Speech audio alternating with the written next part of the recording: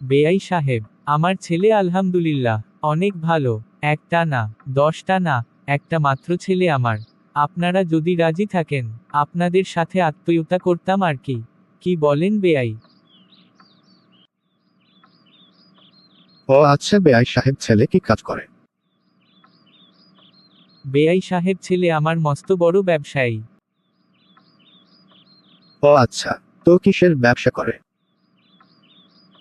বেয়াই সাহেব ছেলে আমার মাছের ব্যবসা করে। কি আপনার ছেলে মাছের ব্যবসা করে? ছি ছি ছি, এজন্যই তো বলি আপনারা আসার পরের থেকেই মাছের গন্ধ করে কেন। আরে বেয়াই সাহেব, আমরা মাছের ব্যবসা করলেও আমাদের ঢাকা শহরে 8টা প্লেট বাসা আর 5 গাড়ি আছে। এছাড়াও আমাদের দেশের বাড়িতে বাড়ি ঘর ধন দৌলত অভাব নাই। আপনি আপনার মেয়েকে আমার ছেলের সাথে বিয়ে দিলে আপনার মেয়ে রানী হয়ে থাকবে। ভাই আপনারা যাই বলেন, আমার মেয়ের সাথে আপনার ছেলের সাথে বিয়ে দিব না। এবার আপনারা কি আমার বাসা থেকে যাবেন নাকি আমরা খাট ধাক্কা দিয়ে বের করে দিবে? আব্বা, এই নিয়ে আমার 32টা বিয়ে ভাঙছে। আব্বা, আমার কি আর এই জীবনে বিয়ে হবে না?